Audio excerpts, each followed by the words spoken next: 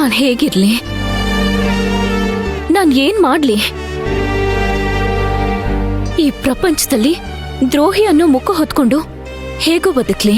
ಅಲ್ಲ ಶಾಂತಿ, ಈಗ ನೀನೇ ಹೇಳ್ತಿದ್ಯಾ ಯಜಮಾನ್ರು ಮಂತ್ರ ಬಗ್ಗೆ ಮಾತಾಡ್ತಾ ಇದ್ರು ಅಂತ. ಅದು ಗೊತ್ತಿದ್ರು ಯಜಮಾನ್ರು ನಿನ್ ಬಗ್ಗೆನೇ ಮಾತಾಡ್ತಿದಾರೇನೋ ಅಂತ ಯಾಕೆ ಎಕ್ಸೈಟ್ ಆಗ್ತಿದ್ಯಾ ನೀನು? ನಿನ್ ಬಗ್ಗೆ ಎಲ್ಲ ಮಾತಾಡಿರೋದು ಅದು ನಿನಗೂ ಗೊತ್ತು. ಇಲ್ಲ ಕಣೋ, ಅಣ್ಣ ಮಾತಾಡಿದ ಪ್ರಕಾರ ಅವನ್ ಮಾತು ಬಾಣದ ತರ ಇತ್ತು. ಅವನ್ ಹೇಳಿದ್ನಲ್ಲ ಒಂದ್ ಪದ, ನಂಬಿಕೆ ದ್ರೋಹ. ಅಯ್ಯೋ ಶಾಂತಿ, ಅದಕ್ಕೂ ನಿನಗೂ ಒಂಚೂರು ಹೊಂದಿಕೆನೇ ಇಲ್ಲ ಶಾಂತಿ. ನೋಡು, ಆ ಮಂತ್ರ ಮಾಡಿರೋದು ನಂಬಿಕೆ ದ್ರೋಹ. ಆದ್ರೆ ನೀನು ಈಜ್ತಾ ಇರೋದು ವಿಶ್ವಾಸ ಅನ್ನೋ ಪ್ರವಾಹದಲ್ಲಿ. ನೋಡು, ನಂಬಿಕೆ ದ್ರೋಹ ಮಾಡಿದವ್ರಿಗೆ ಖಂಡಿತ ಉಳಿಗಾಲ ಇರಲ್ಲ. ಆದ್ರೆ ವಿಶ್ವಾಸ ಅನ್ನೋ ಪ್ರವಾಹದಲ್ಲಿ ಈಜ್ತಾ ಇರೋರ್ಗೆ ಪ್ರೀತಿ, ವಾತ್ಸಲ್ಯ, ಸ್ನೇಹ ಅನ್ನೋ ಆಸರೆಗಳು ಸಿಕ್ಕೇ ಸಿಗುತ್ತೆ. ಇಷ್ಟು ದಿನ ನಿನ್ನ ಕಾಪಾಡ್ತಾ ತೇಲಿಸ್ಕೊಂಡು ಬರ್ತಾ ಇರೋದು ಇದೇ ಪ್ರೀತಿ, ವಾತ್ಸಲ್ಯ ಮತ್ತೆ ಸ್ನೇಹ. ನೋಡು ಶಾಂತಿ, ಹಾಗಾಗಿ ದಯವಿಟ್ಟು ನಿನ್ನ ಮನಸ್ಸಲ್ಲಿ ಇಲ್ದೇ ಇರೋ ಭಾವನೆಗಳನ್ನ ಹುಟ್ಟಿಸ್ಕೊಂಡು ನಿನ್ನ ಮನಸ್ಸನ್ನ ಕೆಡಿಸ್ಕೊಳ್ಳೋದಕ್ಕೆ ಹೋಗ್ಬೇಡ ಪ್ಲೀಸ್. ಆ ಚಾಮುಂಡಿ ದೇವಿ ತಥಾಸ್ತು ಅಂದ್ರೆ ಸಾಕು.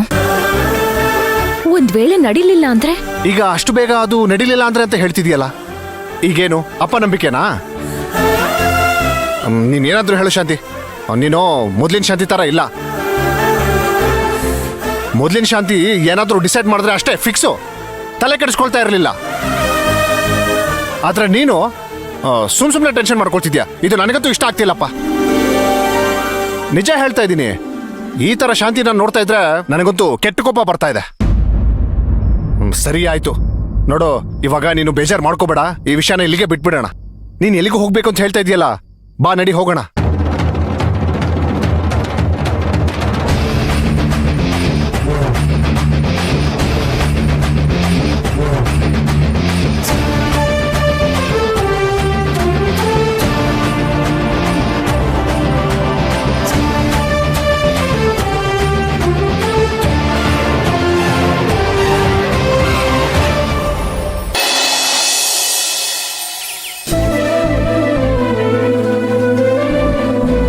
ಸಿದ್ದು, ಅಮ್ಮ.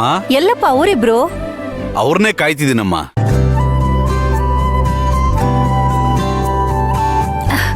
ರತ್ನಮ್ಮ, ಹಾ, ಒಂದ್ ಸ್ವಲ್ಪ ಉಪ್ಪು ಮೆಣಸಿನ್ಕಾಯಿ ತಗೊಂಡ್ ಬಾ. ಹಾ, ತಂದೆಮ್ಮ. ದೃಷ್ಟಿ ತೆಗಿ ಇಬ್ಬರಿಗೂನು. ಹಾದಿ ಕಣ್ಣು, ಬೀದಿ ಕಣ್ಣು, ನಾಯಿ ಕಣ್ಣು, ನರಿ ಕಣ್ಣು, ಆ ರಾಕ್ಷಸಿ ಮಂತ್ರನ್ ಕಣ್ಣು ಎಲ್ಲ ಹಾಳಾಗೋಗ್ಲಿ.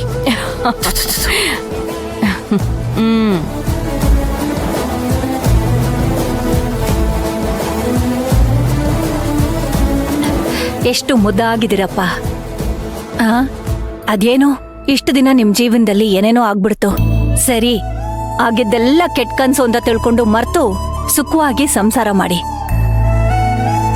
ಈ ಜನ್ಮದಲ್ಲಿ ನನ್ನ ತಂಗಿ ಜೀವನ ಸರಿ ಹೋಗುತ್ತೋ ಇಲ್ವೋ ಅಂತ ಹಗಲು ರಾತ್ರಿ ಯೋಚನೆ ಮಾಡಿ ನನಗೂ ಸಾಕಾಗೋಗಿತ್ತು. ದೇವ್ರ ದೊಡ್ಡನಮ್ಮ ಕರುಣೆ ತೋರಿಸಿ ಎಲ್ಲ ಮೊದ್ಲಿನ ತರ ಮಾಡ್ಬಿಟ್ಟ. ನಮ್ಮ ಭಾವನ್ನ ವಾಪಸ್ ಕೊಟ್ಬಿಟ್ಟ. ದೇವ್ರ ಮನ್ಸು ಕರ್ಗೋದಕ್ಕೆ ಇಷ್ಟು ದಿನ ಸುಕೃತ ಪೂಜೆ ಮಾಡಿದ್ದೇ ಕಾರಣ ರೀ. ಪಾಪ ಹಗಲು ರಾತ್ರಿ ವಿಕಾಸ್ ಧ್ಯಾನ ಮಾಡ್ತಾನೆ ಇದ್ಲು. ಎಲ್ಲದಕ್ಕೂ ಮೂಲ ಕಾರಣ ನಮ್ಮ ಅರ್ಚನಾ. ಅವಳು ಬಂದು ಇವಳಿಗೆ ಬುದ್ಧಿ ಹೇಳ್ದೆ ಹೋಗಿದ್ದಿದ್ರೆ ಮತ್ತೆ ಇವಳ ಮನ್ಸಲ್ಲಿ ವಿಕಾಸ್ ಬರ್ತಾನೆ ಇರ್ಲಿಲ್ಲ. ಎಲ್ಲಾನು ಅವಳ ಫಲ. ಈ ಫಲ ಹೀಗೆ ಫಲಿಸ್ಲಿ.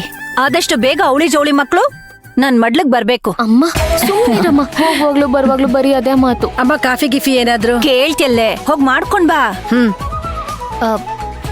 ಅಣ್ಣ, ಇವ್ರನ್ನ ಫ್ಯಾಮಿಲಿ ಡಾಕ್ಟರ್ ಹತ್ರ ಕರ್ಕೊಂಡು ಹೋಗೋಣವಾ? ಜೊತೆಗೆ ನೀನು ಬರ್ತೀಯಾ? ಇಲ್ಲಮ್ಮ, ನಾನ್ ಬರಲ್ಲ. ಸಿದ್ದು, ಏನಾಯ್ತು? ಯಾಕೆ ಈ ತರ ಮಾತಾಡ್ತಾ ಇದ್ದೀರಾ? ಮತ್ತಿನ್ನೇನ್ ಸಾಧನ ಇವಳು ಮಾತಾಡೋ ಮಾತು? ಬರ್ತೀಯ ಅಂತ ಕೇಳ್ತೀಯಾಳೆ. ಅಣ್ಣ ಬಾ ಅಂತ ಆರ್ಡರ್ ಮಾಡ್ಬೇಕು ಅಲ್ವಾ?